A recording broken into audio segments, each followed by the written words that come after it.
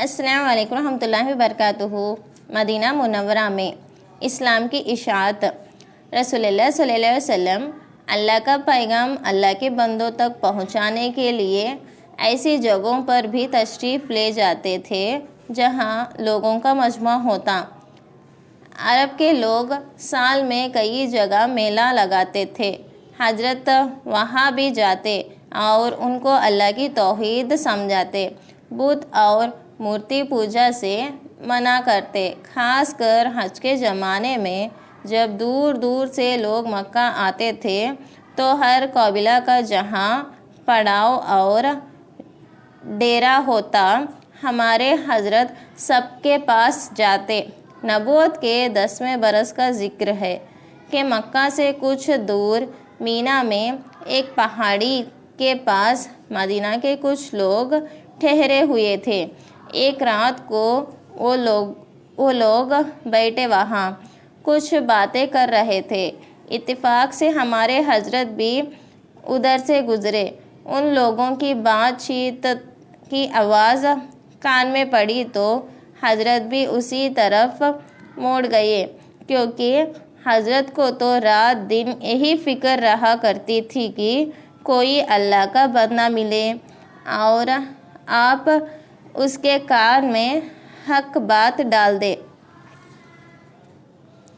ان کے پاس پہنچ کر پہلے تو ان سے نشانیاں پوچھا، اس کے بعد ان کو اسلام سمجھایا، اللہ کی توحید کو بتایا، اللہ کی عبادت اور اللہ کی محبت کی باتیں سمجھائی۔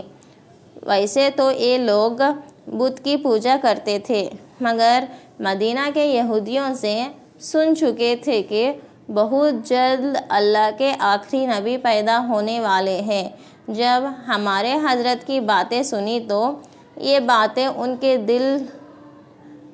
دل کو لگ گئی اور ان کو یقین ہو گیا کہ بس وہ نبی یہی ہے۔ ایک دوسرے کی طرف دیکھا اور کہا کہ ایسا نہ ہو کہ یہودی ہم سے بازی لے جائے۔ یہ کہہ کر سب کے سب فوراً سچے دل سے مسلمان ہو گئے اور اقرار کیا کہ اب ہم اللہ کے سوا کسی کی عبادت نہیں کریں گے۔ یہ لوگ 6 آدمی تھے۔ جب مدینہ واپس پہنچے تو سب کو ایک خوشخبری سنائی کہ اللہ کے وہ نبی آ گئے جن کا ذکر یہود کرتے تھے۔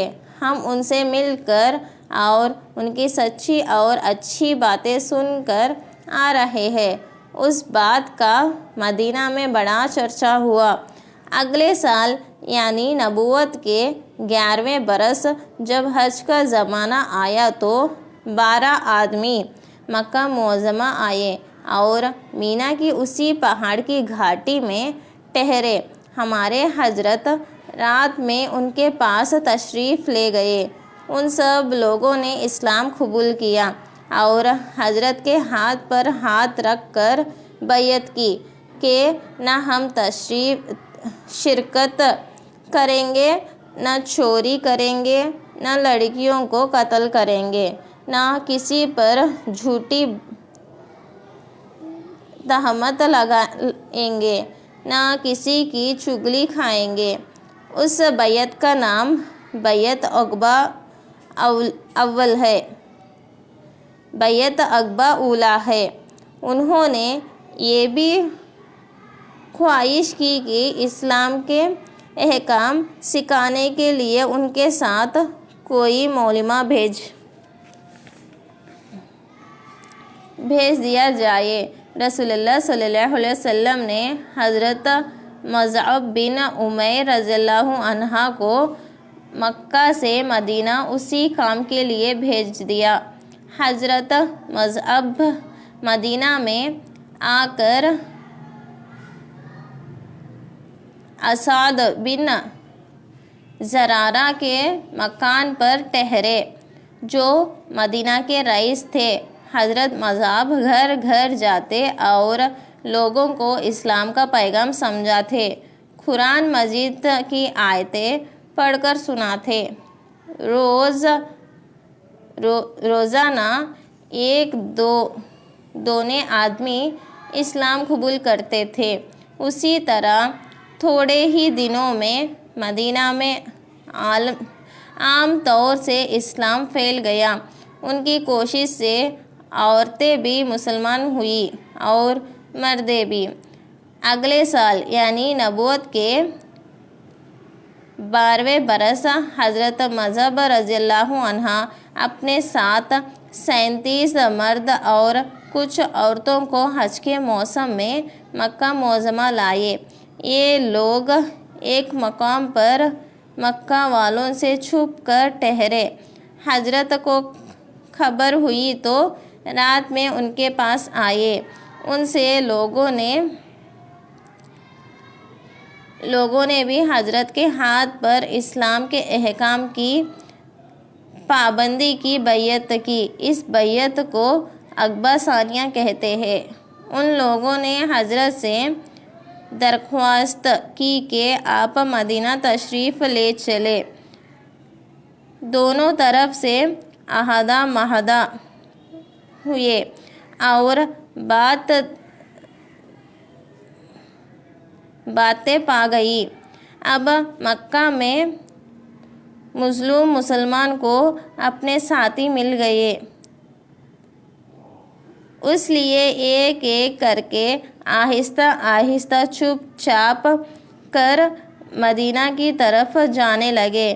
قریب قریب سب مسلمان چلے گئے، صرف رسول اللہ صلی اللہ علیہ وسلم اور حضرت ابوبکر صدیق اور حضرت علی رضی اللہ عنہ رہ گئے۔ یا عورتیں، بچے اور ایسے نادر اور غریب مسلمان رہ گئے تھے جو مفلسی کی وجہ سے مجبور تھے۔ یہ دوسری بیعت ذی الحجہ کے مہینے میں ہوئی تھی، یعنی نبوت کا 12واں سال ختم ہو رہا تھا۔ 12واں سال ختم ہو رہا تھا۔ اس کے بعد محرم کے مہینے سے 13واں سال شروع ہوا اور 2 ہی مہینے کے بعد رسول اللہ صلی اللہ علیہ وسلم کو بھی مکہ سے مدینہ جانے کی اجازت اللہ تعالیٰ کی طرف سے مل گئی۔ مکہ اور اس کے آس پاس کے جو مسلمان دین کے لیے اپنا گھر بار چھوڑ کر مدینہ چلے گئے تھے ان کو مہاجرین کہتے ہیں اور مدینہ کے مسلمانوں کو انصار کہتے ہیں۔